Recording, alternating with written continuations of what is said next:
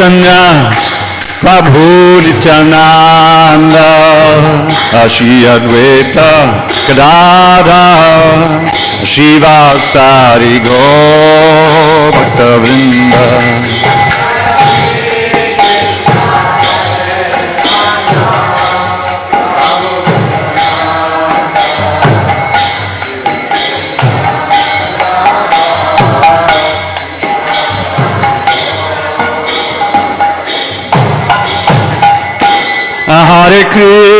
Hare Krishna, Krishna Krishna, Hare Hare, Hare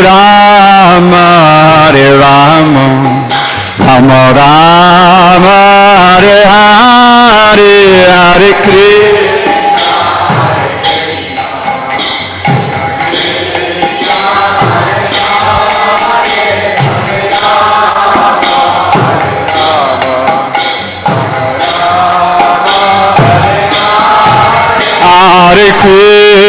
Hare Krishna, Krishna Krishna, Hare Hare, Hare Rama, Rama Rama, Hare Hare.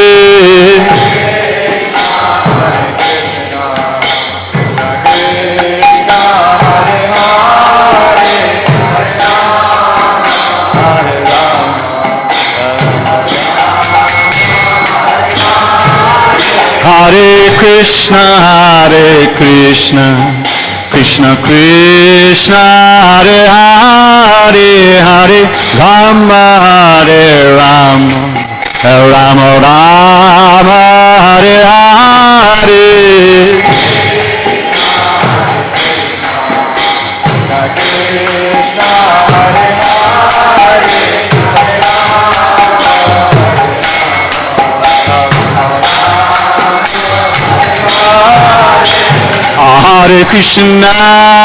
Hare Krishna, Krishna Krishna, Hare Hare, Hare Rama, Rama Rama, Hare Hare.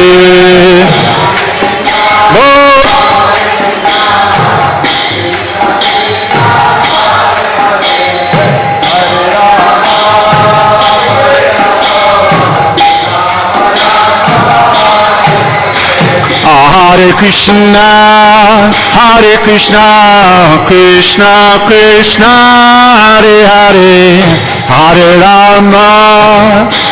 Rama, Rama Rama, Hare Hare. Hare Bol.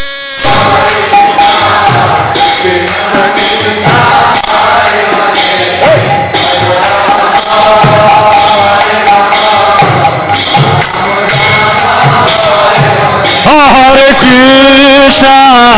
Krishna, Krishna Krishna, Hare Hare, Hare Rama, Rama Rama, Hare Hare.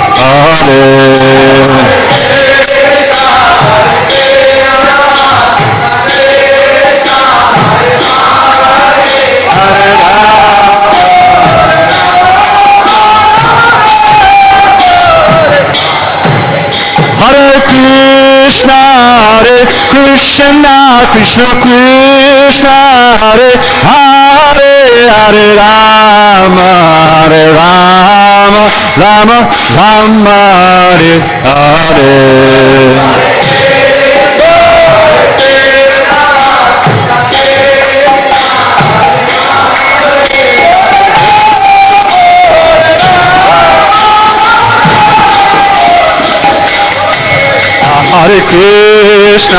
Hare Krishna, Krishna Krishna, Hare Hare, Hare Rama, Rama Hare Hare.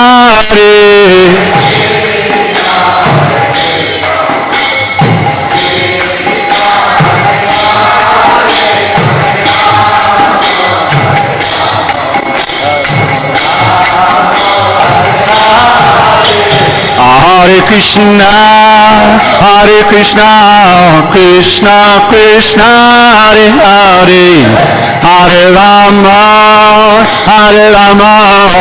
Rama Rama, Hare Hare. Hare Bol.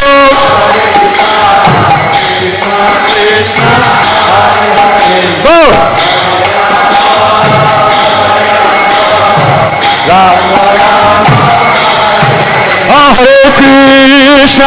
Hare Krishna, Krishna Krishna, Hare Hare, Hare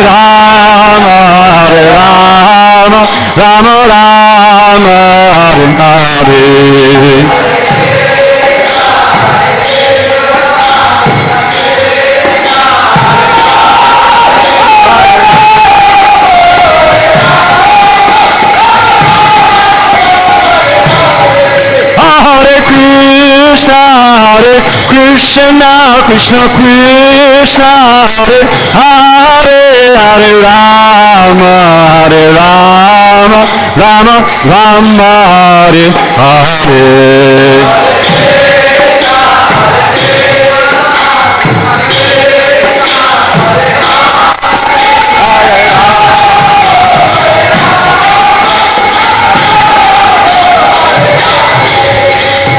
Hare Krishna, Krishna Krishna, Hare Hare, Hare Rama, Rama Rama, Hare Hare. Hare Krishna, Krishna Krishna, Hare Hare, Hare Ram, Ram Ram, Hare Hare.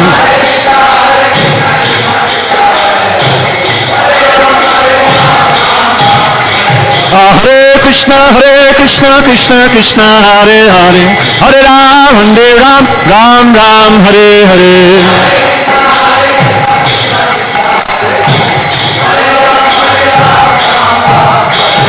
Hare Krishna, Krishna Hare Hare, Hare Ram, Ram Ram, Hare Hare.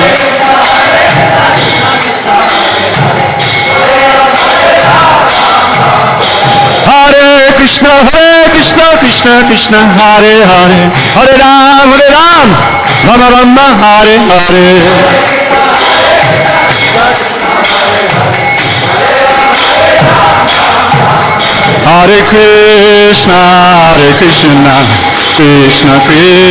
Hare Krishna, Krishna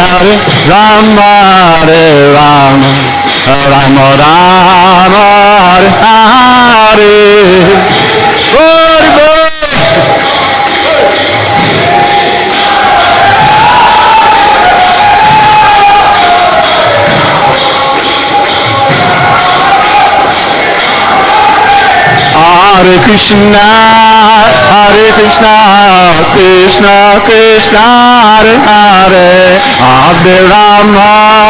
Hare Rama, Rama Rama, Hare Hare. Hare Bol.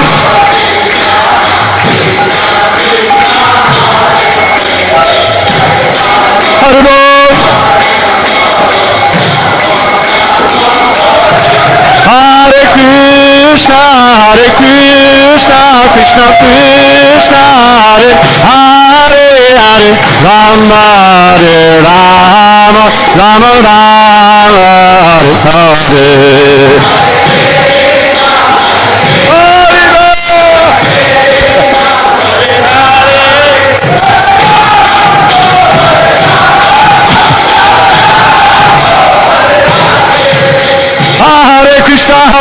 Krishna, Krishna Hare Hare, Hare Ram, Ram Hare Hare. Hare Ram, Hare Krishna,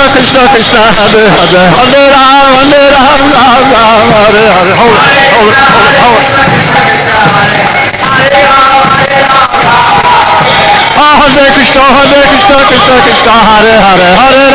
Ram, Hare Hare. Hare Krishna, Krishna Hare Hare, Hare Ram, Ram Hare Hare. Hare Krishna, Krishna Hare Hare, Hare Ram, Ram Hare Hare.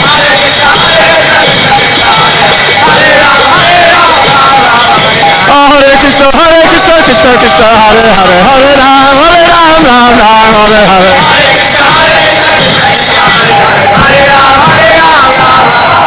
Jaya Kishore Jaya Kishore Kishore Kishore Kishore Jaya Kishore Kishore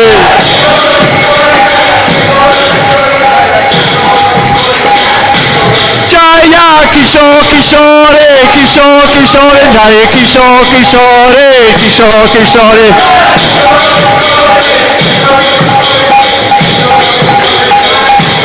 Jaya Jagannath Jaya Jagannath Jaya Baladev Jaya Subhadra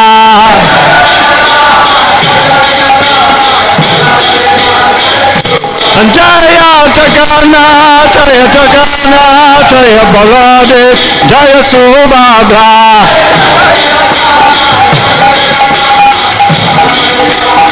Oh Nitya Gora Haribo Haribo Go Haribo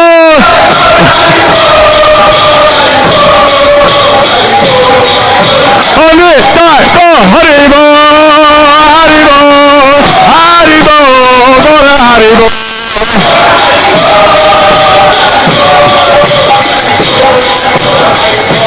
Jaya Prabhupada Prabhupada Prabhupada Jaya Prabhupada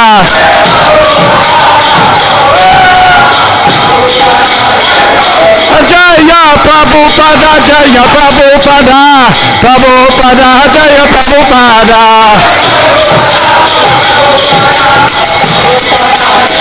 Jaya Jaya Prabhupada Prabhupada Prabhupada Jaya Prabhupada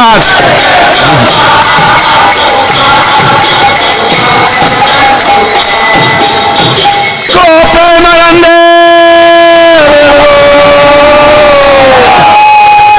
Jaya Mr. Paramahansa Buddhika Acharya Stotra Sri Srimad His Divine Grace Srila A.C. Bhaktivedanta Swami Prabhupada Ki Jai ISKCON BBD Founder Acharya Srila Prabhupada Ki Jai Jaya Vishnu Bhad Paramahansa Buddhika Acharya Stotra Sri Srimad His Divine Grace Srila Bhakti Siddhanta Saraswati Thakur Ki Jai Ananta Koti Vaishnavinda Ki Jai Namacharya Srila Haridas Thakur Ki Jai Prem Chikaho Shri Krishna Chaitanya Baba Nityananda Shri Advaita Gadadhar Shiva Sadi Gaur Bhaktavinda Ki Jai Shri Radha Krishna Gop Gopinath Shamakun Radhakun Giri Govardhan Ki Jai Vrindavan Dham Ki Jai Navadvip Mayapur Dham Ki Jai Jagannath Puri Dham Ki Jai Ganga Mahi Ki Jai Yamuna Mahi Ki Jai Tulsi Devi Ki Jai Bhakti Devi Ki Jai Shri Ki Jai Transcendental Book Distribution Ki Jai Srila Prabhupada Ki Jai Samaveta All glories to the assembled devotees All glories to the assembled devotees All glories to the assembled devotees All glories to the Guru and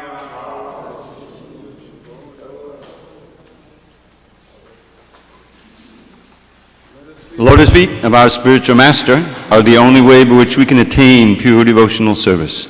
I bow down to his lotus feet with great awe and reverence. By his grace, one can cross the ocean of material suffering and attain the mercy of Krishna. My only wish to have my consciousness purified by the words emanating from his lotus mouth. Attachment to his lotus feet is the perfection that fulfills all desires. He opens my darkened eyes and fills my heart with transcendental knowledge. He is my Lord, birth after birth. From him ecstatic prema emanates. By him ignorance is destroyed. The Vedic scriptures sing of his character. Our spiritual master is the ocean of mercy, the friend of the poor and the Lord and master of the devotees. O Master, be merciful unto us. Give us the shade of your lotus feet. Your fame is spread all over the three worlds. We take shelter of your lotus feet. Srila Prabhupada Ki Jai.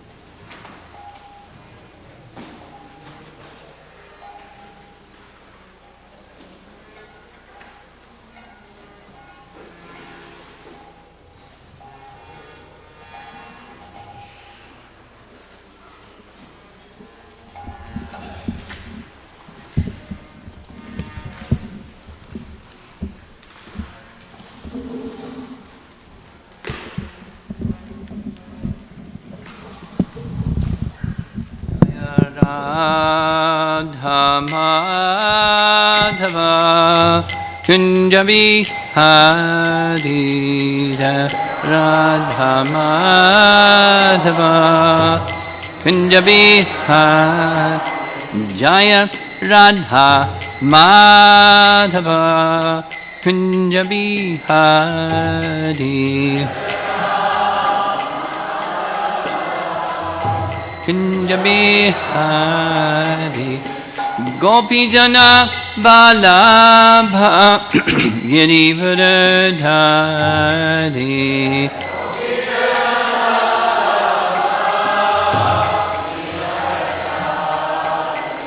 Gopi Jana Balabha Girivardhari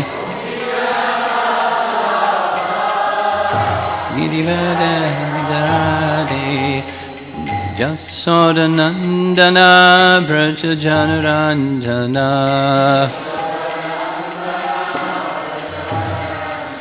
Jasodanandana Braja Janaranjana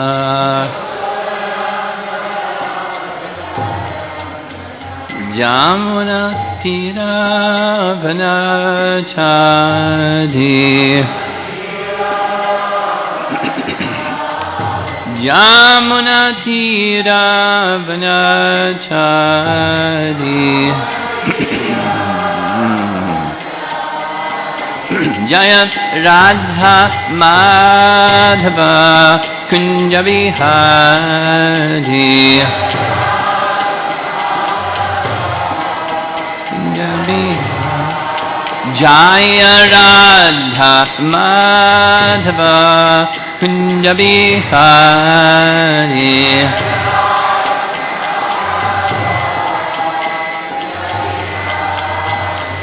Gopi Jana Balabha Girivardhari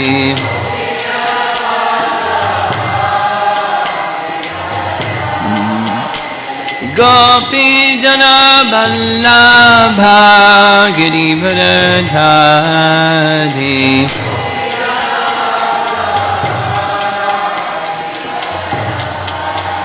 Jasodanandana Braja Janaranjana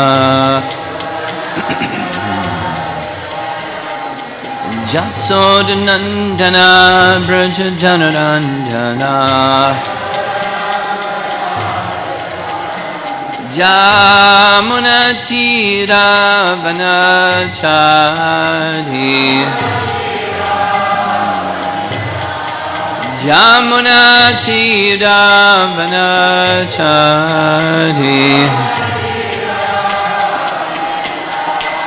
Jaya Radha Madhava Kunja Bihari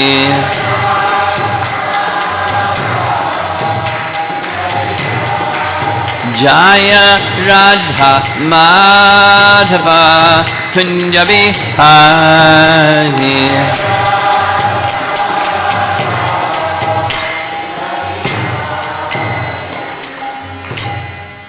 Jaya Vishnupad Paramahamsa Parividagacharya Astatara Satasi Srimad His Divine Grace A.C. Bhakti Vedanta Swami Srila Prabhupada Ki Ananta Koti Vaishnavrinda Ki Shri Shri Kishore Kishori Ki Samveda Bhakta Vrinda Ki Dhanitai Gaur Premanandi.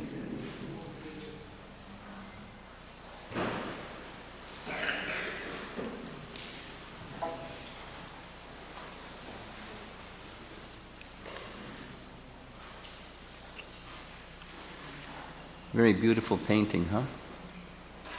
Makes you want to join the kirtan, Chaitanya Mahaprabhu. There's a very nice passage in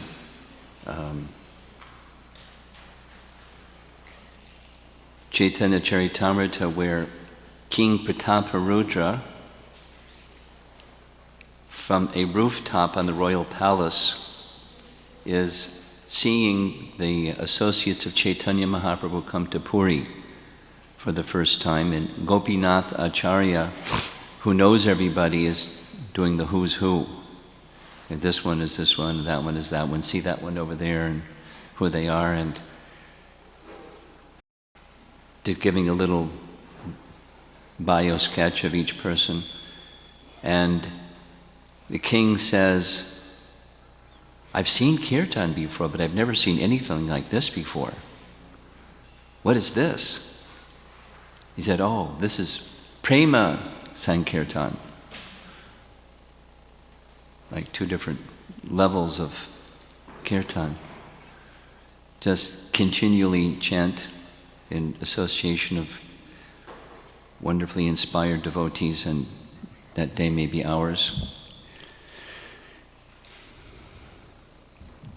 There's examples of ecstatic kirtan when Lord Chaitanya and Lord Nityananda just appeared mystically, transcendentally.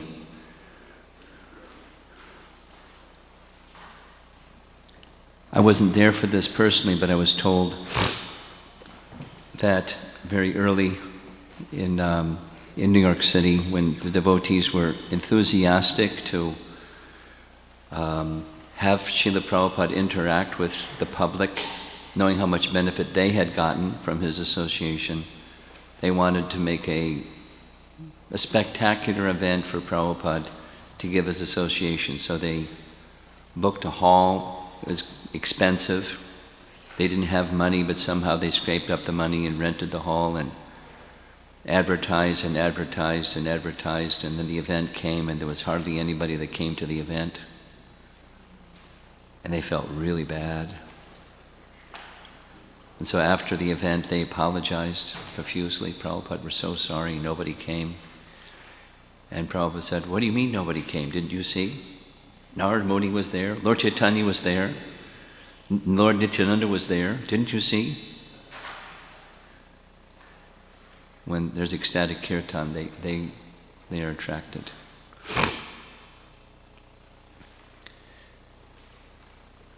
So the theme that I wanted to speak about this morning connects with yesterday evening's topic, that of the limbs of surrender, dainya, or humility, or karpanya, humility. And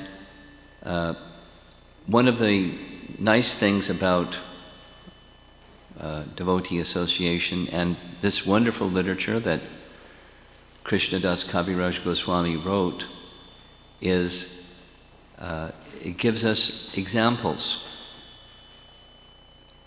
of how elevated souls manifest humility. Somebody yesterday after class asked, well, there was a question during class, are we supposed to cultivate humility, or does it just kind of fall from the sky? Or does it come from the process itself? Both. But there's a teaching in Ramanujacharya's teachings that goes like this. There's a process or a sadhana for cultivation of elevated qualities. On the one hand, then on the other hand. On the one hand, Krishna decorates his devotee with qualities. One need not strive for qualities. One needs to strive for the principal thing, which is shelter, sharanagati, seeking shelter in the mood of being the servant of Krishna. And seeing that mood, Krishna will decorate his devotees with qualities. Then there's, on the other hand, when the devotee comes before Krishna, one wants to see Krishna smile, that Krishna is pleased. And one of the things that Krishna says in Bhagavad Gita is, he's pleased when his devotees come before him with such and such qualities. He lists a whole list of qualities. Such a person is very dear to me. So we want Krishna to smile. We want the unlimited Atma Rama Krishna, fully self-satisfied Krishna, to be happy. So that's the horse, and then the horse pulls the cart. The qualities are for the purpose of pleasing Krishna, not just so we have some qualities. So the cultivation of the quality of humility, or any other aspire for characteristic in devotion, Ramanujacharya describes a process where certain elevated personalities, or singular or plural, that exemplify that particular quality, and you hear about that person, you remember that person, you speak about that person, you absorb your consciousness in that person, in particular the qualities of that person, and in course of time that quality becomes your quality because you're associating with that person who has that quality. It's not so dissimilar from the process of Raga Nuga Bhakti, where one may be attracted to a particular eternal associate of Krishna, and similar process. That's a way of associating with elevated souls. Even there may not be physically present, like Rupa Goswami may not be physically present, go to his bhajan kutir and Radha Damodar temple and pay him a visit. You may not be able to do that physically, but transcendentally for sure. Srila Prabhupada, in a private discussion, it wasn't like in his books or a public lecture or something like that, but here we are in a public assembly repeating something that Prabhupada disclosed in a little private assembly of devotees. Srila Prabhupada's room in Vrindavan was at the Radha Damodar temple, and just out his window from the Radha Damodar temple was the Samadhi and Bhajan Kutir of Rupa Goswami. And he disclosed confidentially that one time Rupa Goswami came personally and spoke with Prabhupada and encouraged him to continue. You're doing the right thing. Krishna will help you. Carry on. So he did. Getting a little encouragement is always nice, and what to speak of Rupa Goswami coming to you and saying, keep going. You're doing the right thing. Since we're the International Society for Krishna Consciousness, ISKCON, established by our founder Acharya Srila Prabhupada, we're followers of Lord Chaitanya, but specifically, Prabhupada writes, we're followers of Rupa Goswami, who is the exemplary follower of Lord Chaitanya. So I wanted to go there first, profiles of humility, and little embellishment from that, as I discussed yesterday evening. When humility is there as the foundation, then so many other things can be placed upon the foundation. And with Rupa Goswami, certainly that's the case. There are two situations described in Chaitanya Charitamrita where Chaitanya Mahaprabhu pronounced the fact that he invested the fullness of his mercy in Rupa Goswami. That's like, what's the fullness of Chaitanya Mahaprabhu's mercy look like? That's what it looks like. We have this standard prayer given by Rupa Goswami, Namo Mahavadanyaya Krishna Prema Vridayate Krishnaya Krishna Chaitanya Namne Gaur Trishe Namah. It's one of our standard Vaishnava prayers. And in that prayer, Chaitanya Mahaprabhu is characterized as the most munificent, that's how Prabhupada is translated, most munificent. Munificent is a really nice word. those people that like words. It's a really nice word. It's like not only magnanimous, but like munificent, like superlative magnanimous. Most kind. Most kind. And we're going to hear some prayers that indicate how he's most kind. But he, specifically in that prayer, he gave what no other incarnation of God or Krishna has ever given before. Never. And that is the particular kind of love that's found amongst the residents of Vrindavan. And he was just giving it. Like, please take it. But I'm not qualified. That's okay. Please take it. Well, I'm from a low birth and I'm not very intelligent and it's okay. Please take it. Please take it. Please take it. Very, very kind. And the fullness of that mercy was manifest in Rupa Goswami, and twice it was spoken of in Chaitanya Charitamrita. And here's an image that shows one of them. This is in Antya Leela, chapter 1.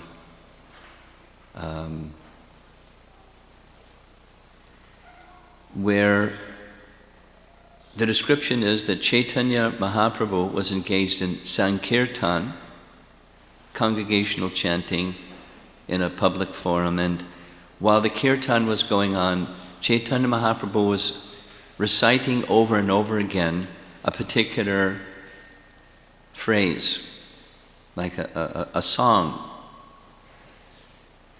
just using vernacular here. A song that was like a film song, boy loves girl and woo, woo, woo kind of song. He loves her, she loves him, woo, woo, woo kind of a song. Nobody really understood. They didn't have Bollywood then in any case.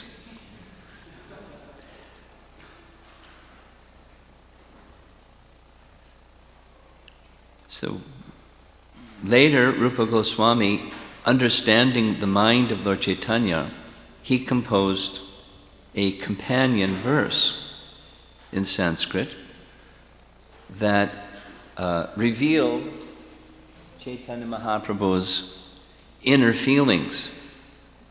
He wrote it on a palm leaf, placed it in the thatched roof of his little hut where he was staying, and went to do his midday bathing and midday duties. Chaitanya Mahaprabhu came to see Rupa Goswami, who wasn't there because he was off taking his bath, but he saw this leaf sticking out of the roof, and he took the leaf and he read the leaf, read what Rupa Goswami had written, and he was astonished to read. And could we get the microphone, portable microphone, give it to Dravida Prabhu? I have to read the book, but if it's have Dravida, we don't even need a book. We just invite Dravida to speak. Ready? I'm ready. Priyaksoyam Krishna sahachati kudu chetamilitas tataham saradha tadidam vayo sangama sukham tatapyanta kelan modadamodali panchamadushe manomeka lindi pulinavapanaya spahayati.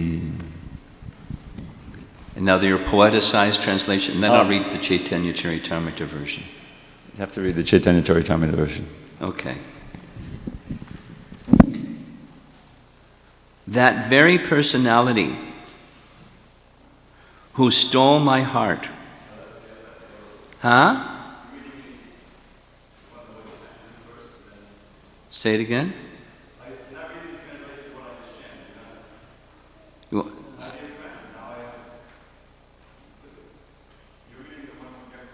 Okay.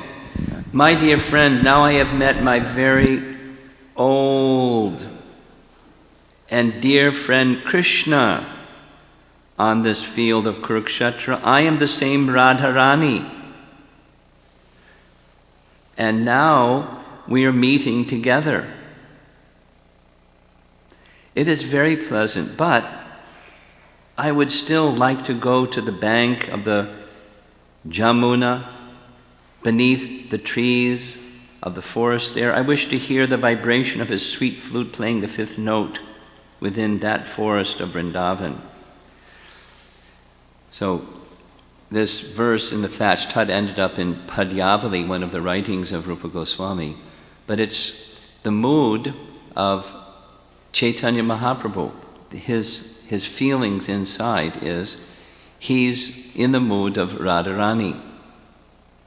And Radharani, when Radharani saw Krishna, not in Vrindavan, but in Kurukshetra, the pastime is described in the 10th canto Bhagavatam, on the occasion of a solar eclipse, devotees went to Kurukshetra to take their sacred bath there, and there Radha and Krishna saw each other again.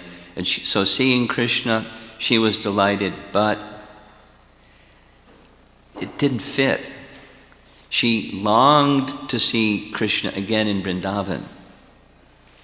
She wanted to see Krishna in Vrindavan, by the side of the river Jamuna, beneath the trees, hearing Krishna playing upon his flute on the fifth note. So that song that Chaitanya Mahaprabhu was singing was in that mood. No one could understand it, but Rupa Goswami could understand it. So Rupa Goswami, Chaitanya Mahaprabhu took the verse to Sarup Damodar. And he read the verse to Sarup Damodar and said, Sarup Damodar, how is it possible that Rupa Goswami could understand my heart? I didn't disclose it to him. And Sarup Damodar said, I can only conclude one thing. For him to understand, you must have given your mercy. Otherwise he couldn't understand. And Lord Chaitanya acknowledged, yes, it's true. When I instructed him in Dashashvamedha Ghat, I gave him this special empowerment. Here's the fullness of my mercy so you can understand me, and therefore you can understand my teachings, which I've just given you. Because to understand teachings, you need to understand the person. Through teachings, you can understand the person, but you may not. So he empowered him in that way. And then, in the same chapter, there's another description, a second time where Lord Chaitanya said the same thing, and that is Rupa Goswami, in the Chaitanya Charitamrita is described, the humility of Rupa Goswami is portrayed in the painting, but when he came back from having taken his bath and he saw Lord Chaitanya standing there reading this verse, he fell down like a stick. And Lord Chaitanya was so moved by not only the humility but the bhakti from submission and in humility, natural devotion arises. So in this other circumstance, Rupa Goswami was living in Vrindavan, and while living in Vrindavan, being the inspired transcendental poet that he was, he began in his mind composing a drama about Krishna. And it's a long narration, but to make it short, as he was hankering to be with Lord Chaitanya, so he made a long pilgrimage all the way from Vrindavan to Puri. That's a long walk. It's a long train ride, too. It was a really long walk. So he was walking, and as he was walking, he was continuing to compose this drama. And when he just reached near Bhubaneswar, which is north of Puri, just not so far from Puri, he stopped, spent the night at a village called Satyabhamapur. Satyabhamapur is a place where Satyabhama lives. Satyabhama is one of the queens of Krishna. So during the night, when he was resting, Rupa Goswami had a dream where Satyabhama came to him and instructed him, "You're composing a drama about Krishna, but make it in two parts. Krishna in Vrindavan, Krishna out of Vrindavan." So he took it as an instruction from Satyabhama. It was. And so he continued his journey to Puri. In his mind, now it's two dramas. And when he reached Puri, he got Lord Chaitanya's association, again with this complete humility, throwing himself at his feet. He felt like Haridas felt, humility such that he was not eligible to even see Lord Jagannath, to enter the temple of Lord Jagannath, so he stayed at some distance. He stayed with Haridas. So one day, of the many days that Lord Chaitanya visited Haridas, he spoke directly to Rupa Goswami and told him, "I understand you're composing a drama. Make it two dramas, not just one."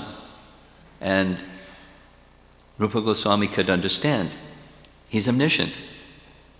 He knows my heart. He knows that I'm composing a drama, it's got to be two, so Krishna and Vrindavan, so then became two. And those two have been very kindly translated by Bhanu Swami. And Krishna's pastimes in Vrindavan are called Vidagdha Madhava, and his pastimes in Dwaraka are Lalita Madhava. So these covers of these two books. And there's a very nice section when Lord Chaitanya, when visiting Haridas and Rupa Goswami, he requested Rupa Goswami to recite a verse glorifying the holy name. Where's the microphone? Oh. Ready? Ready. Tunde tandavani rating vatanute tundavali labdeye karna kroda kadamani katayate karna buddhi bhakspiham chetak prangana sangini vijayate sarvendriyanam kantim no jane janita ki yadvidamitai krishneti varnadvahi. I do not know how much nectar the two syllables Krishna have produced. When the holy name of Krishna is chanted, it appears to dance within the mouth. We then desire many, many mouths. When that name enters the holes of the ear, we desire many millions of ears. And when the holy name dances in the courtyard of the heart, it conquers the activities of the mind, and therefore all the senses become inert. Very, very beautiful description of the holy name. And hearing this description of the holy name, Chaitanya Mahaprabhu was astonished. Chaitanya Mahaprabhu was astonished. So he said to Rupa Goswami, "I'd like to bring my other associates with me tomorrow. Be prepared to discuss and share with them this drama that you're composing." And he went back and told, this time it was Ramananda Roy, showed this verse glorifying the holy name and asked Ramananda Roy, how did he develop this ability? He said, well, there's only one way. You gave him the fullness of your mercy. And he said, yes, I did. I mean, that's a lot of mercy. The fullness of Chaitanya Mahaprabhu's mercy. Yet the foundation of that was his complete humility. There's many, many demonstrations of that humility. Here's one. His elder brother, Sanatan Goswami, was held in esteem by Rupa Goswami as his Shiksha Guru. As is Vedic culture, the elder brother is viewed in that way. So deference was made by Rupa Goswami to Sanatana Goswami. At the same time, everyone knew Rupa Goswami is bearing the fullness of Chaitanya Mahaprabhu's mercy. He's confirmed it twice. And therefore, when you look in our disciplic succession, following Lord Chaitanya is Rupa Goswami, or it'll say Rupa, comma, Sanatan. And Sanatan accepted that mood of love of his younger brother and engaged Rupa Goswami in ways like that to review his writings and so forth and so on. Just such intimate kinds of love. So that day, something that I like very much about this section of Chaitanya Charitamrita, the next day, Lord Chaitanya brought all of his associates and they had them assembled and then invited Rupa and Haridas to come and sit and recite different verses. And Rupa Goswami remained at a distance because he didn't feel himself qualified to sit with these elevated personalities. Now they've come to hear from him. So they're esteeming him in this high regard. But he's feeling unqualified to even sit proximate to them. So Lord Chaitanya engaged Ramananda Roy because he's very expert in drama, very expert in drama, to select, point out key verses and ask him to recite those key verses. It's something like someone has cooked a really nice Raj Bhog offering for the deities and someone that's a connoisseur comes and tastes a little something. He's like a sampler. And hearing the verses of Rupa Goswami, they all become astonished. There's one more that maybe Gravita can recite. The introductory verse of Vidagdha Madhava, Sudhanam 128.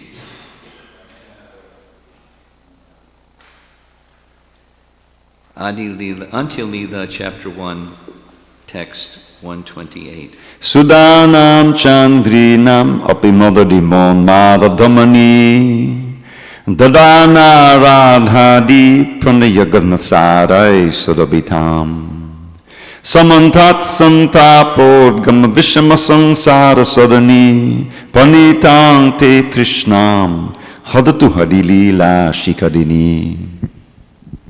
You have your poeticized translation. May the pastimes of Sri Krishna reduce the miseries existing in the material world and nullify all unwanted desires.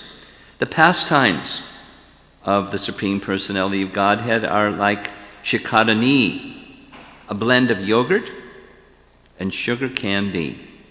They overpower the pride of even the nectar produced on the moon, for they distribute the sweet fragrance of the concentrated loving affairs of Srimati Radharani and the gopis. And the associates of Mahaprabhu are going, wow. And verse after verse after verse he recites, and Sarup Damodar says, this isn't a drama. This is a shower of nectar. One slight point. This meter that this verse is in, it's the same meter as Priyaksayam Krishna, is called Shikarini. That's the name of the meter, and the meters have names. So the name of the meter he worked into the verse itself, Shikarini. Just one note. Rupa Goswami, I mean, going into the empowerment and prowess and subtleties of our great Acaryas, it's an ocean. You could just dive in and not find the bottom and drown yourself. It's amazing. It's amazing. We're so dull, and they're so refined, and we even in our dullness, it's amazing. It's very wonderful. And so the foundation of all of this is surrender based upon a profound sense of humility, not the worldly sense of humility, the turn the other cheek kind of humility, but a profound sense of, in the presence of Krishna or the presence of Chaitanya Mahaprabhu, very, very deep sense of indebtedness, like Hemangi was saying, this sense of gratitude to the kindness of the Supreme Lord upon his devotee and the eagerness to be in his service. So another personality, hard to speak about humility without speaking about Kolavechar Sridhar. Kolavechar Sridhar, in one sense, was an obscure personality. He was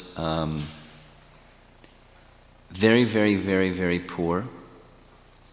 He was a Vaishya, a merchant by occupation, and his income was from near his house. There was a grove of banana trees, so he would gather the leaves of a banana tree and make banana leaves and banana cups, and then flowers, so banana flowers and bananas. It was bananas, banana tree products, and he would sit by the side of the road with his products and sell them, and whatever he would receive in the course of the day, half of the little bit that he received would be for worship of Mother Ganges, and the other half would maintain himself. He was very, very poor.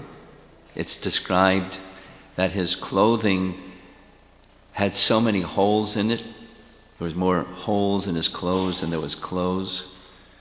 And the roof in which he lived was a thatched roof, but it had more holes, so whenever it would rain, it would just pour down rain on him. Very, very poor. But he wasn't feeling poor. He was feeling very happy.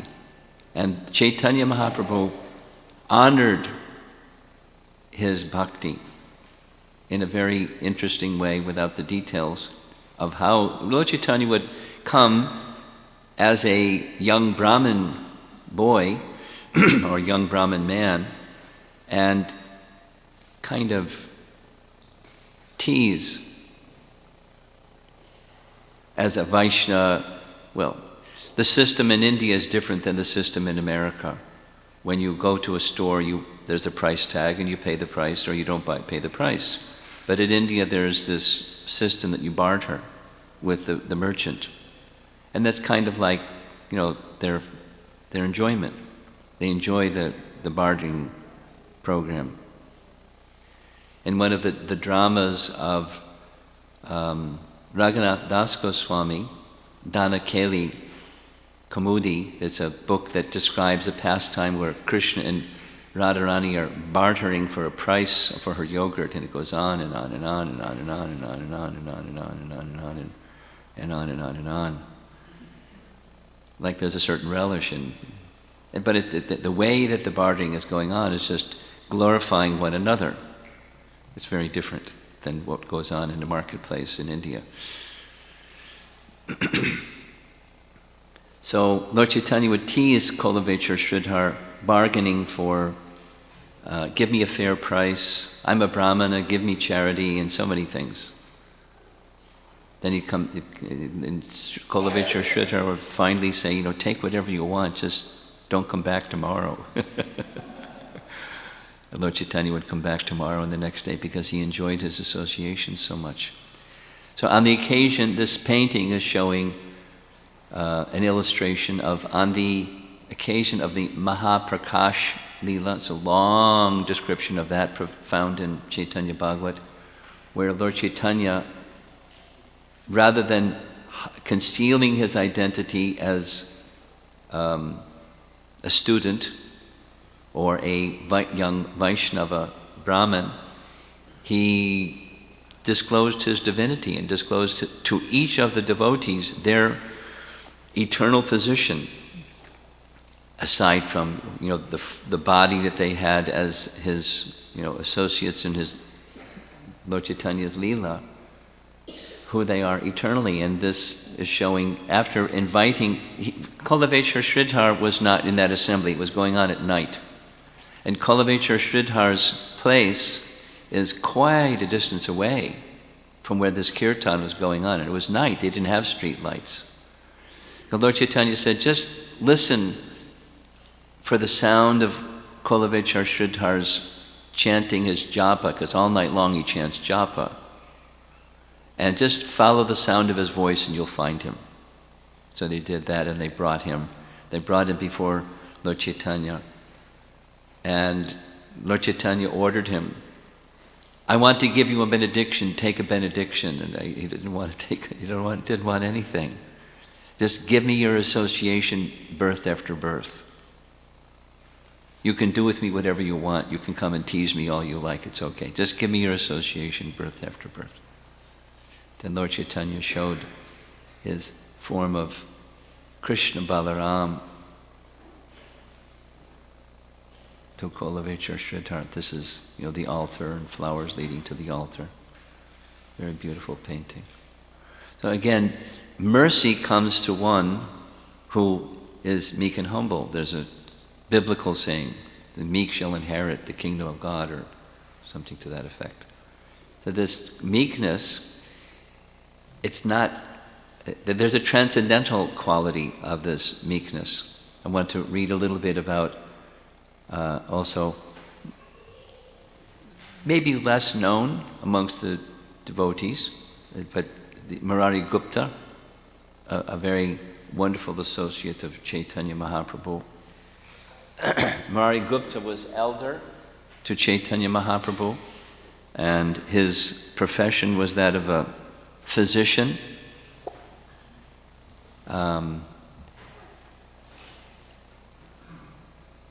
The Chaitanya Charitamrita that we have, the pastime, it's said that the pastimes of Lord Chaitanya's life in Navadvip was based upon the diaries of Murari Gupta.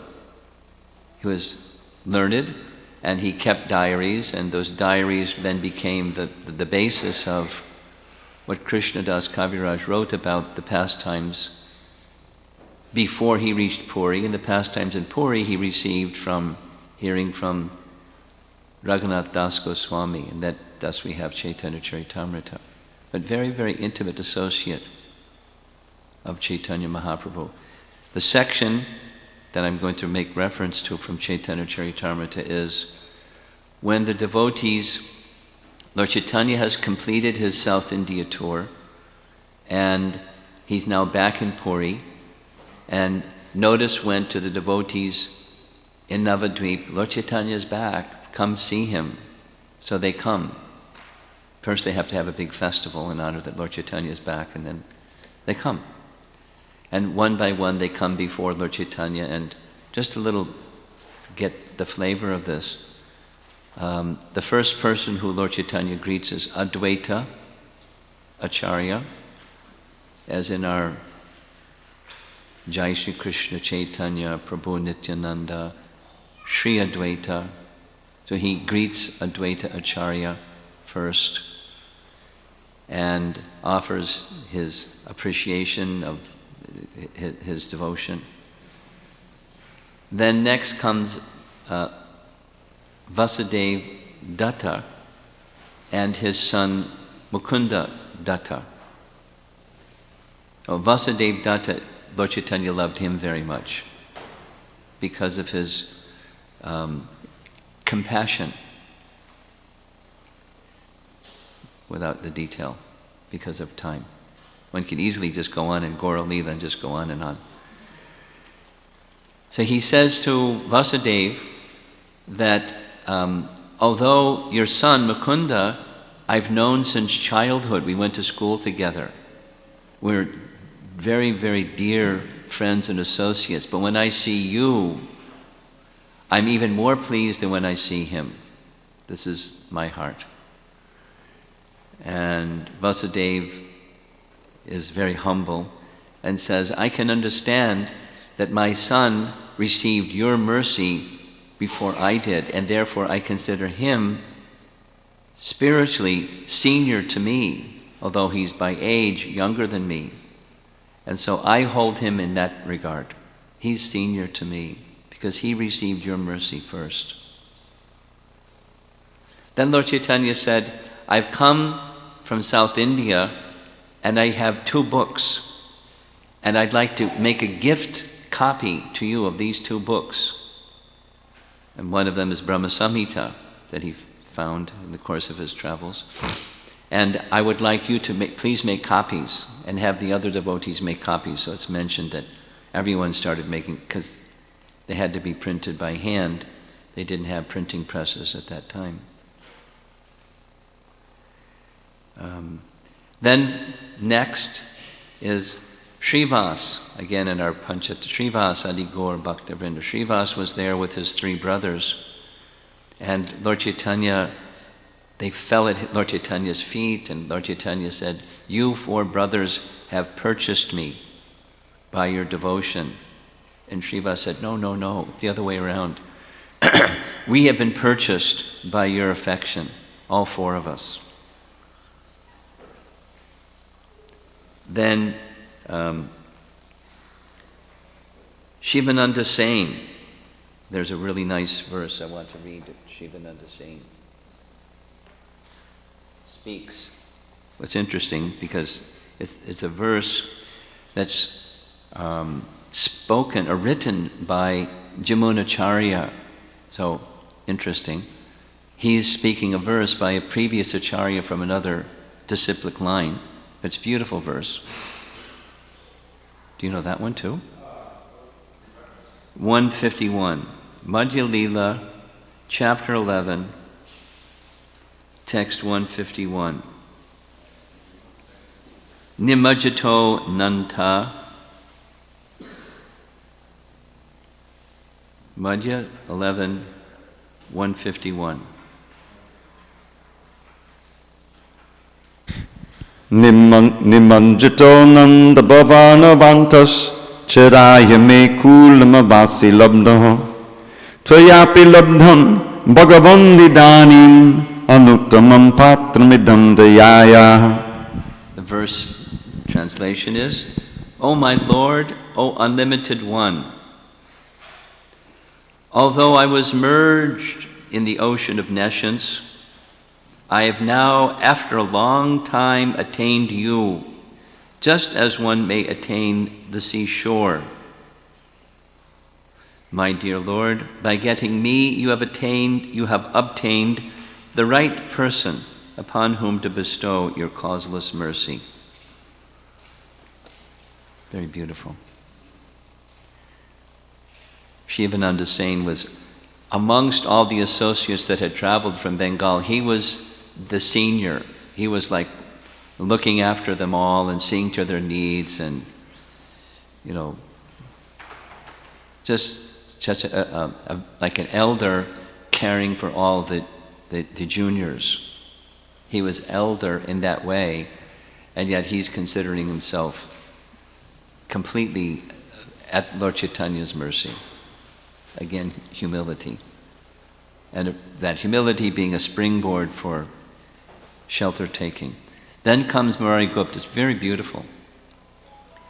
Murari Gupta, at first, did not meet the Lord, but rather remained outside the door.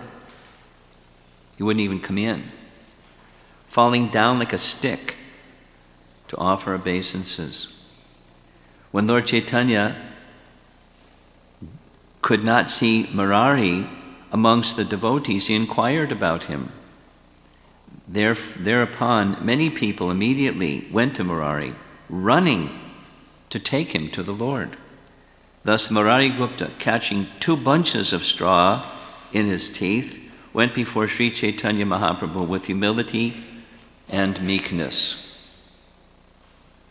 Upon seeing Murari come to meet him, Lord Chaitanya Mahaprabhu went up to him, elder Murari.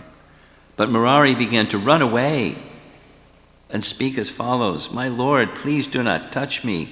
I am most abominable, and I'm not fit for you to touch, because my body is sinful." The Lord said, "My dear Murari, please restrain your unnecessary humility. My mind is disturbed to see your meekness." Saying this, the Lord embraced Murari and had him sit down by his side. The Lord then began to cleanse his body with his own hands. There's so many nice descriptions of the intimate association between these two, several of them. I'll just mention a few. One is a very wonderful situation where the house of Murari Gupta is not so far from where Chaitanya Mahaprabhu's father lived. So one time, Murari went to see Chaitanya Mahaprabhu and Lord Nityananda, and they were seated side by side. And Murari went and paid his obeisances at the feet of Lord Chaitanya, and then paid his obeisances at the feet of Lord Nityananda. And Lord Chaitanya chastised him. He said, "What are you doing, Murari? You're violating religious principle." Murari couldn't understand what's wrong, paying obeisances to Lord Chaitanya and Lord Nityananda. And then he went back to his home, his mind, because he had love for Lord Chaitanya. He didn't want to displease Lord Chaitanya.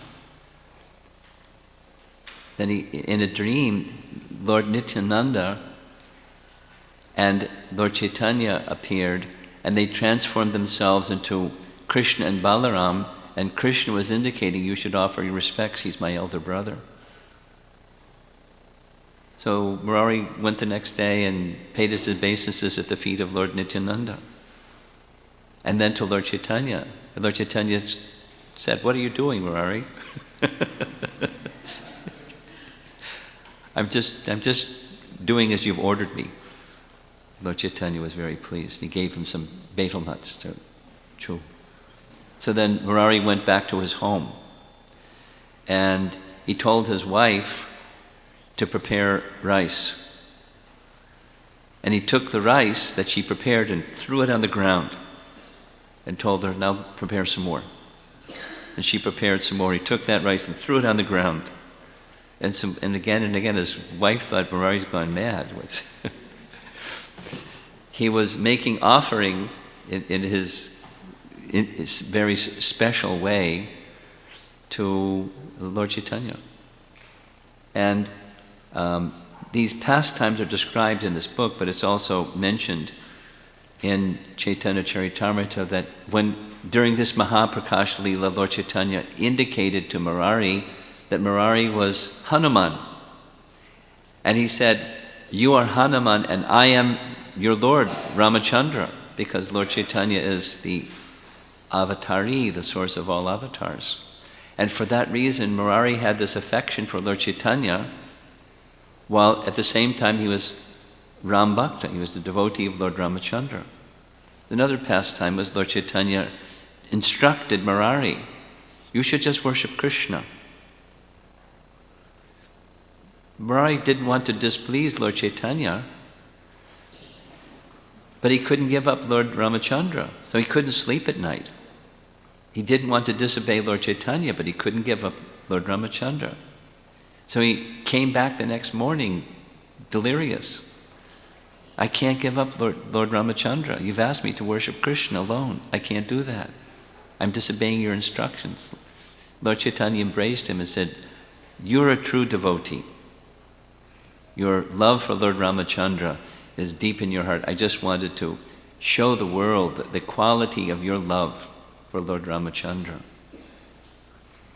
Then here's another pastime where Lord Chaitanya, Mahaprabhu pictured here, entered into a mood of Lord Varaha. And Murari could understand his mood, and so Murari gave him a clay pot of water because clay is made of earth, clay pot is made of earth, and so Lord Chaitanya then, according to this description, he manifested the form of Lord Varaha and lifted the pot. He was rescuing the earth just as the Leela of Lord Varaha.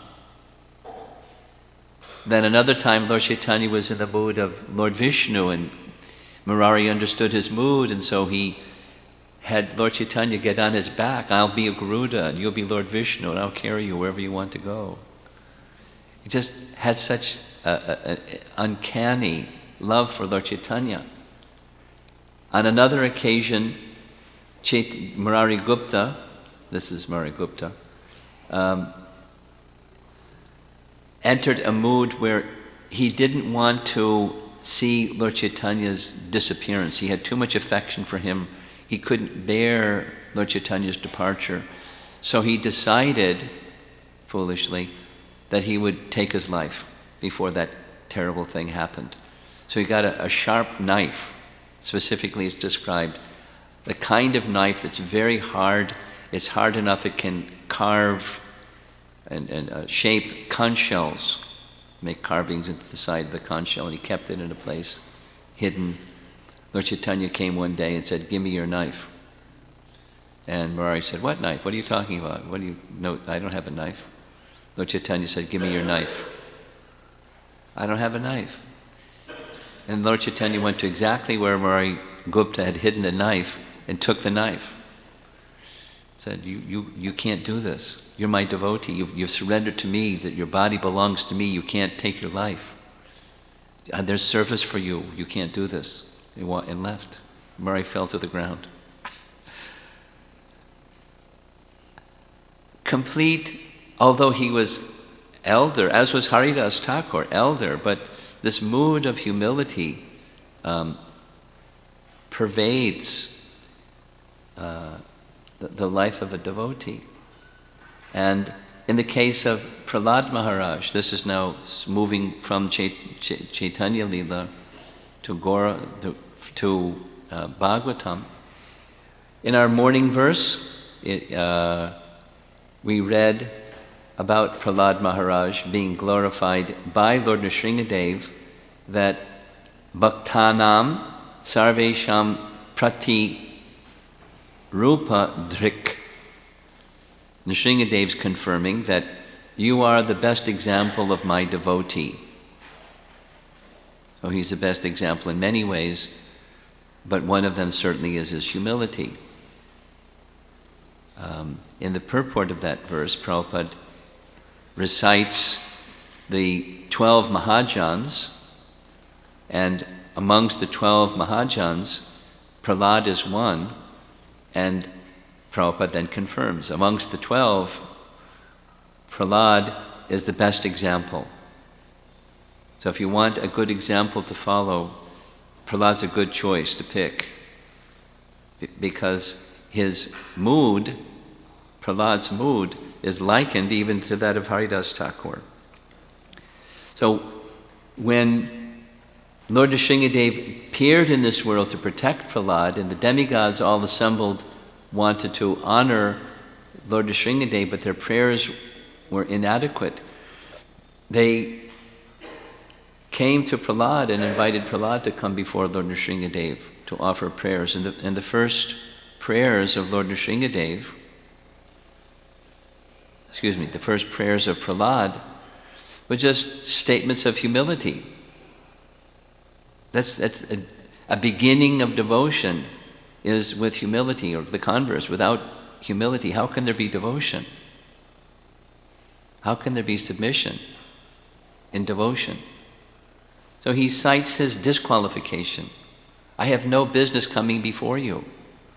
I have no qualification. I'm disqualified. Here's my disqualifications. This and that and the other and the other and the other, my disqualifications.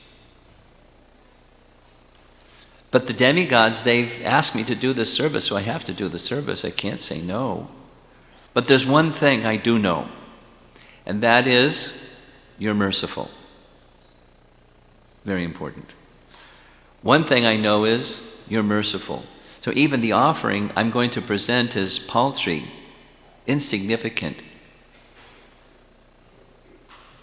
You're merciful, and you'll accept the offering just because you're merciful. And then he offers his prayers.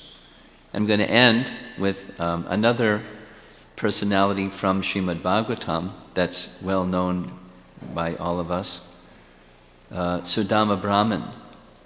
And the narration found in the Bhagavatam is that Sudama and Krishna went to school together. After Krishna had returned to Mathura, after having lived in Vrindavan for 12 plus years, when he went to Mathura and was reunited with Vasudeva and Devaki, one of the first things they wanted to do was send him to school. He's this 12-year-old boy, he hasn't even gone to school yet. So they found the best teacher, Sandipani Muni, and they sent him to Sandipani Muni's school. So Sudama was from a Brahmana family, and Krishna was from a Kshatriya family, and they were both given some common service of going into the forest for gathering wood for the fire yagya. And one time, when they were in the forest, a big storm came. And when the storm came, it was torrents of rain, it was the dark of night, and so they spent the night underneath a tree in each other's association. And Sandipani Muni, the next morning, the storm was over, and it was the early morning, and so they took all the boys and went looking for Krishna and Sudama, and they found them, and he was so appreciative of the austerities that they undergone for him. There's many parts of this narration. But later, they both grew up. Sudama became married and Krishna became married. And Sudama was a Brahmana who was very poor, as we see specifically, poor Bandar. Some of us will be going to Dwarka for a pilgrimage during Kartik next year, 2016. We're going to visit this place. It's a small place outside of Dwarka, Por Bandar, the place where Sudama lived. And so they're like, it's not even like suburbs, it's just a little village outside of the big city, the capital city of Dwarka.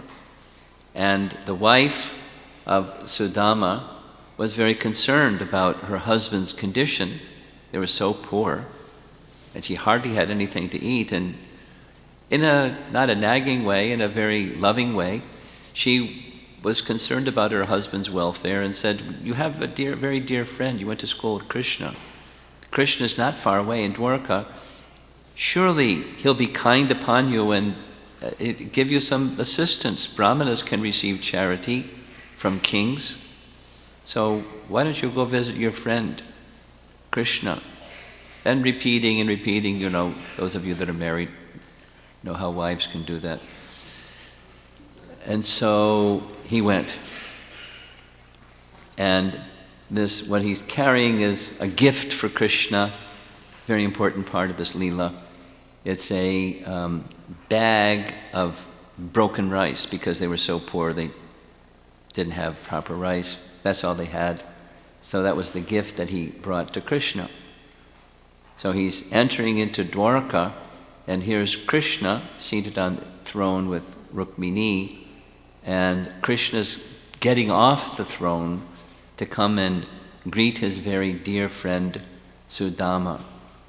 They're of the same age, and he seats Sudama in a royal position, and has the queens come and the maidservants make very special offerings to Sudama, including washing his own feet. There's many beautiful paintings on this very same Leela. Here's Krishna washing Sudama's feet. But what's Krishna paying attention to? With tears in his eyes, he's looking in the eyes of Sudama, and Sudama with tears in his eyes is looking in the eyes of Krishna, his dear friend. And another painting, he looks too old in this painting, but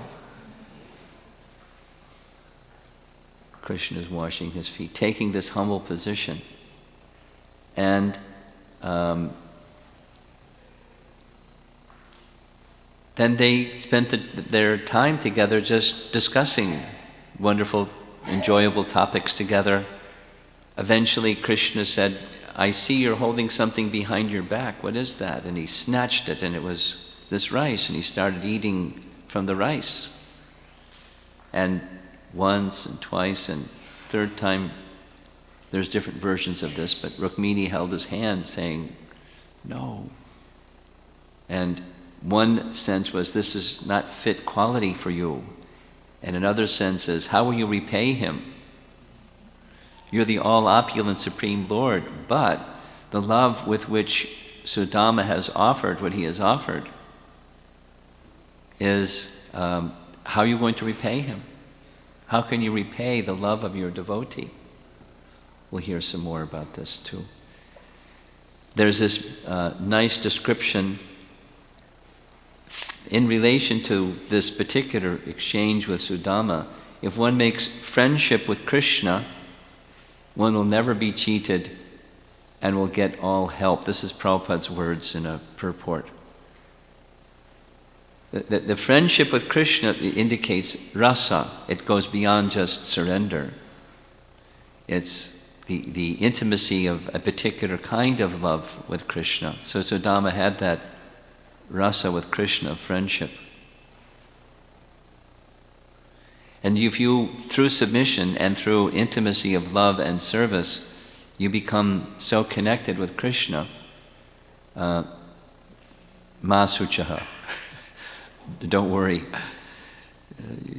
Everything that you need will be there. Very similar to what Krishna says in Bhagavad Gita. Whatever it is that you need, I'll provide. Whatever it is that you have, I'll preserve. A nice verse from Bhagavad Gita. So this is the fruit of the process. There's the process of surrender, and then there's the fruit of the process of surrender. Establishing our loving relationship with Krishna through the medium of loving service, starting with surrender and built on the platform of humility. So thank you, Hare Krishna. Huh? So turn the light on, and any comments or discussion?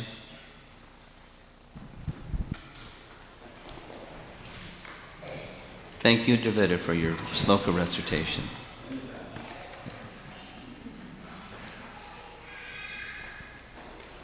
I have two questions. One is, in Rupa Goswami's case, Kulavicha Sridhar's case,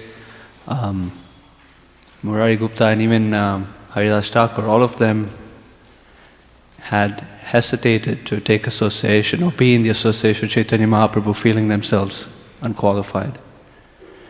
My question is, were they primarily feeling unqualified to be specifically in his presence, or in the presence of all the associates, of both? It doesn't really matter. That doesn't matter. With Rupa Goswami specifically, when he was reciting, it was everyone. They're elevated and I'm abominable. Second question? When Rupa Goswami was asked by Chaitanya Mahaprabhu to speak, he was hesitating, and yes, finally he actually spoke. Yes, he finally did. And I think similarly with Prahlad Maharaj, he hesitated to some degree and then spoke. Well, he didn't want to, but he was told to, so he was hesitating, but he spoke because he was asked to as a service. So, is there, besides feeling disqualified, is there room for saying no? Or no, I'm not phrasing my question correctly. Yeah, there's always room, but it depends on the circumstance.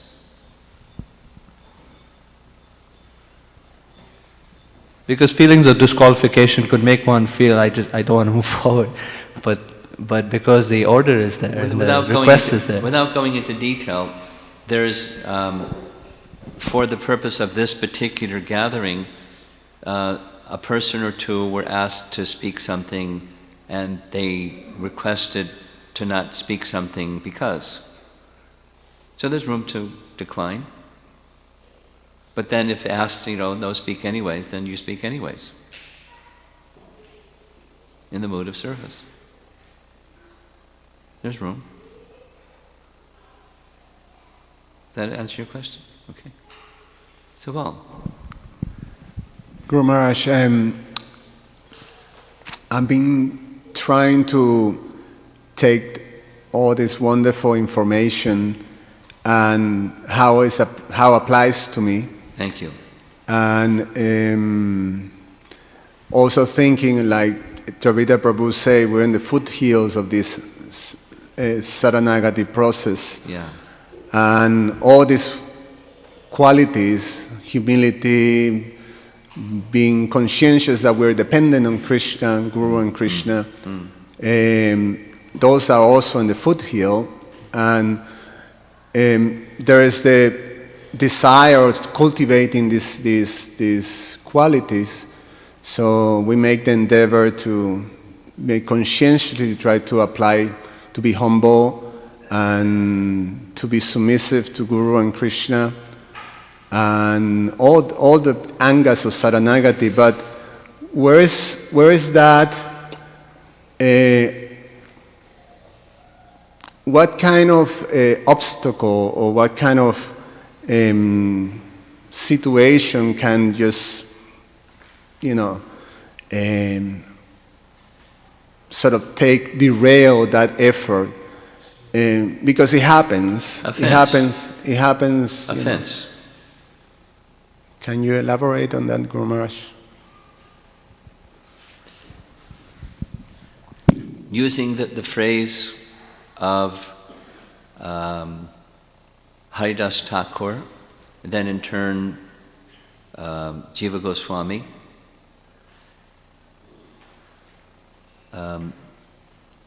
when the sun, it's daylight, but we can't see the sun because there's clouds in the sky. So because of the clouds in the sky, we cannot see the sun. Similarly, in the sky of the heart, there may be clouds that arise due to offense. And when the clouds that arise due to offense appear in the sky of the heart, even we may be doing the chanting of the holy name, that brilliance of the illumination of the holy name will block the radiance of the pure holy name. We won't experience it. Jiva Goswami goes into this in Bhakti Sandarbha. If there's 100 offenses, then such and such, 1,000 offenses, and then 10,000 offenses. There's degrees. And then clouds get darker and darker, and to the point where one isn't interested in any devotional anything anymore. But that's the obstacle for us. I'll say it the same thing in another way. The same thing.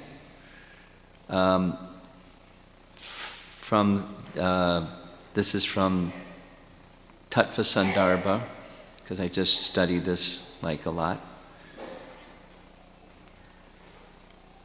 Where Jiva Goswami is saying that the position of the Puranas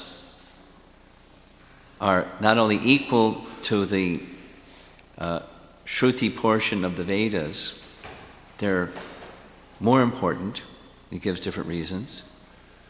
And then there's a doubt that somebody may say, well, wait a minute, in order to study the Shrutis, you have to be a Brahmana, and the person who was the speaker of the Puranas wasn't even a Brahmana, or a Pratiloma marriage product, as was Romaharshan Sutta, then his son Sutta Goswami. He wasn't as qualified. At his feet there's all these qualified Brahmanas who are hearing from someone who's not a Brahmana, not as elevated as they are.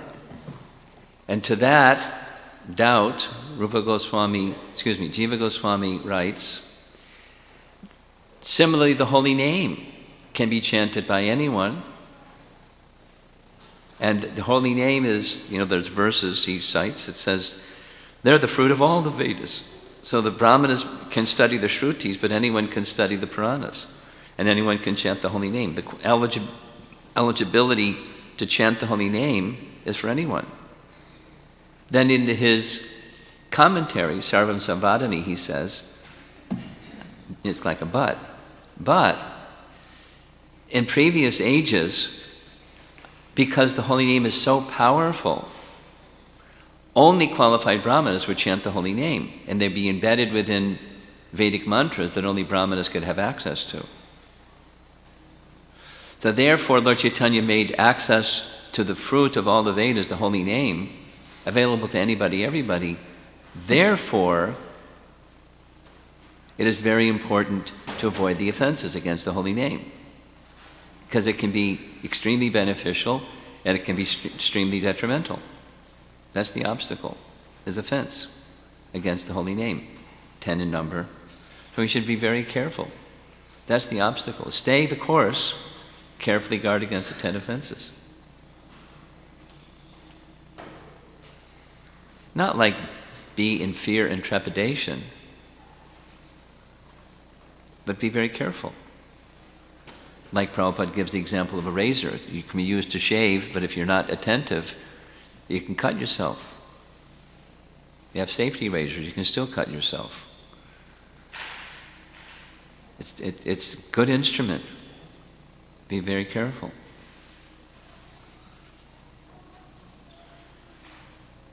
That's the obstacle, offense, primarily. Stay in good association. When you're in good association, be very careful to not make offense. And it's, it's important. Something else? Yes, back there.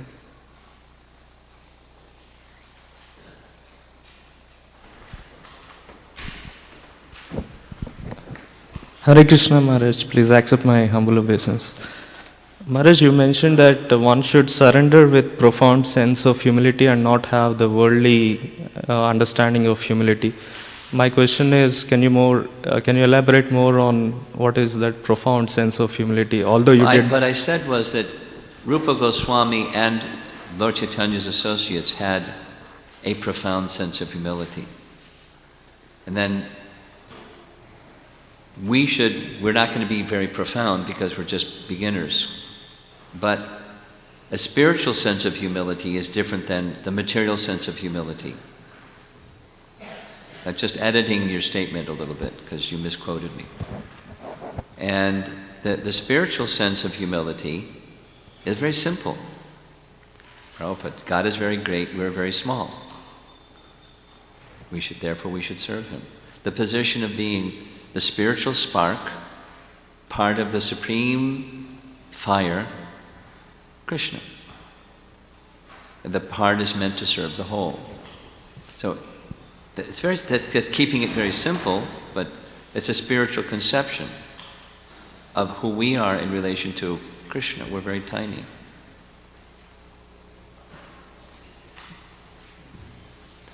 The material sense of humility is someone has done me wrong, and I'll not retaliate or become, in a get-back spirit. I'll just remain humble, turn the other cheek. They smack me on one side, and I'll just turn the other cheek and let them smack me on the other side. Not that kind. So I could elaborate, but it's just with a spiritual conception. Our tininess is really very tiny. For the sake of time, I'm not going to. There's some nice examples. Maybe Dravida will, because he's spent a lot of his time on the West Coast, knows of Prabhupada's statement to Karandar about how to be humble, or how to think of yourself in a humble way. Same thing happened in New York with Brahmananda. These are two, in the early days of the Hare Krishna movement, superlative leaders amongst leaders, leaders amongst leaders. Brahmananda on the East Coast, Karanda Prabhupada said the same thing to both of them. They asked the same question, I'm getting all this responsibility and service, and how do I stay humble? Prabhupada gave the same answer. He said, so just do it quickly. In the spiritual sky, there's a vast Brahmajyoti. Within that vast Brahmajyoti, unlimited, there's spiritual planets. One amongst them the largest amongst them is Goloka Vrindavan. And in that Goloka Vrindavan, Radha and Krishna reside. And one of the portions of a plenary portion of Krishna expands within a cloud within that vastness of the spiritual sky called the Mahatattva, and his name is Mahavishnu, a portion of the personality of Godhead. And from that Mahavishnu comes unlimited numbers of universes that fill up this Mahatattva. And in one of those universes, in every one, there's unlimited numbers of planets, so many planets within each universe. And one of those planets amongst the so many planets within one universe is this planet Earth. And on this planet Earth, there are 7 continents and 7 oceans. And one of those continents is called North America. And one of those continents called North America, there's a country called the United States, of which there are 50 United States. And one of those states is New York State. And one of those states, New York State, there's one city called New York City. And New York City has millions and millions and millions of people. And one part of New York City is Manhattan. And on one of the streets of Manhattan, there's a street called Mott Street. And there's one Brahmananda asking, how am I to remain humble?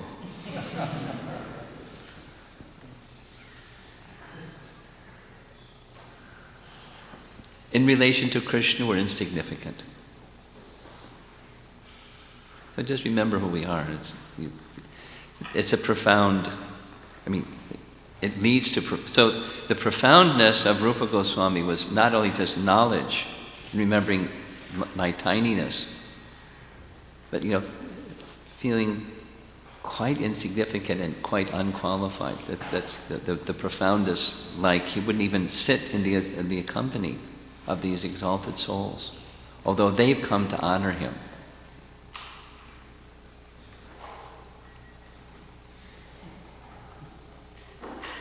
And he's the recipient of the fullness of Chaitanya Mahaprabhu's mercy, but he doesn't want to speak before such an elevated assembly.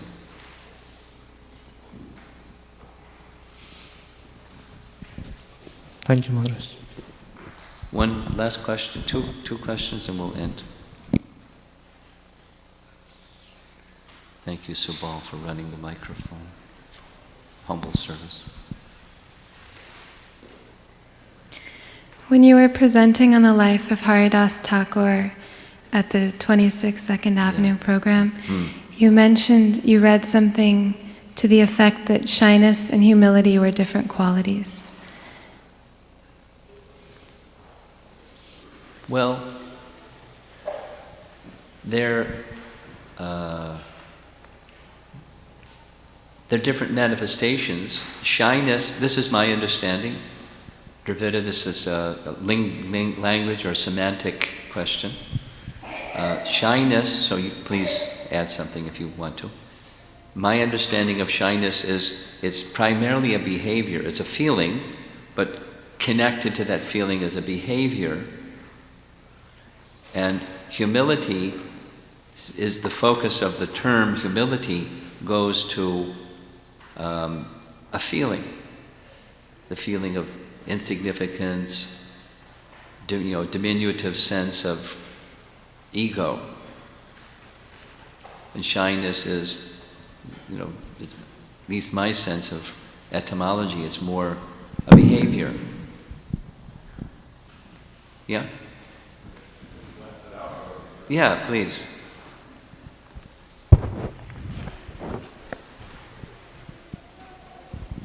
our editor staff must be very, very precise on language, so that's why I'm calling on you.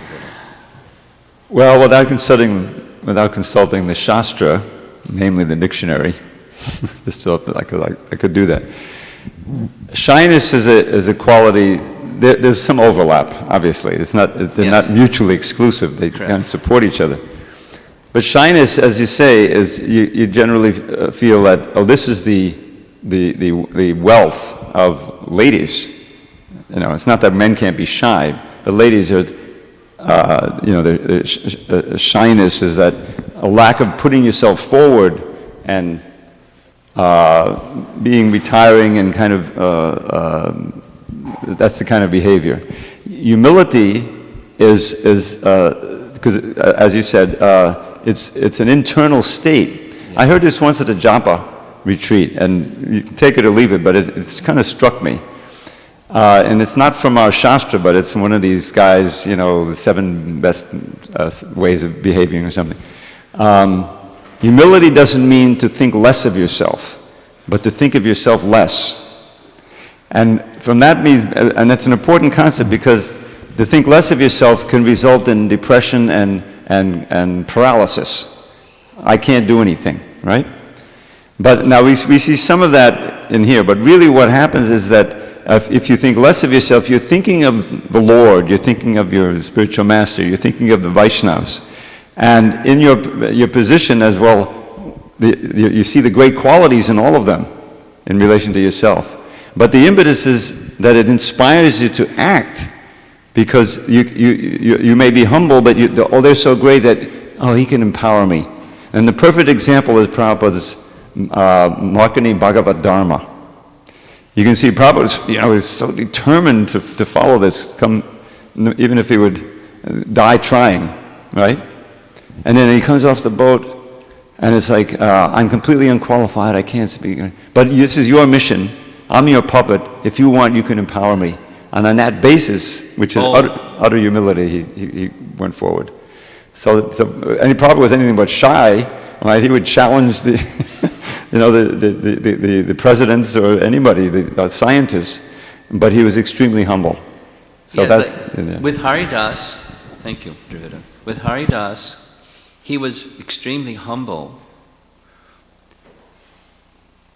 At the same time, he would speak very directly, clearly, strongly before the Kazi and whoever, before the Brahmanas, the assembly, and so on. So he wasn't holding back because of shyness. He was speaking very boldly and acting very boldly, but at the same time, extremely humble, totally humble inside. Last question over here.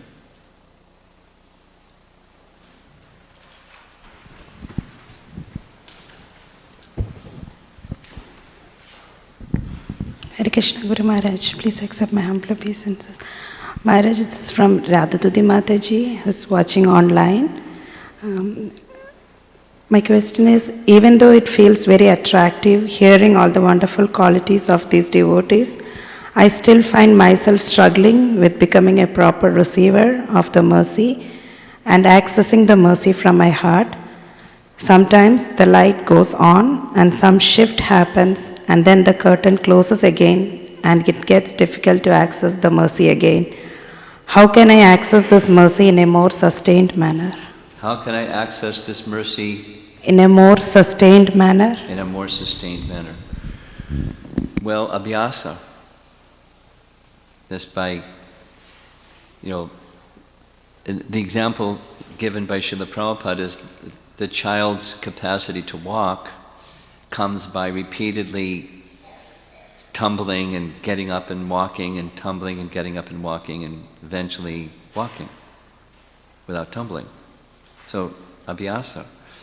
With faith in the process that the object of Krishna is on the object of the process, connecting with Krishna. Krishna is pure, supremely pure. The process is purifying because it's an extension from Krishna and his internal potency. So with faith, let me continue. And then that which is natural through purification will come out, and it'll be sustained. So in the beginning part, it's intermittent or anishtata, unsteady. Continuing to strive, that's the abhyasa, the sadhana or the practice, the necessity of continuing with faith. Even I may tumble and I just think of the expression, the curtain closes. I lose it. I lose that sense of connectedness. Continue with faith. Srila Prabhupada ki jai.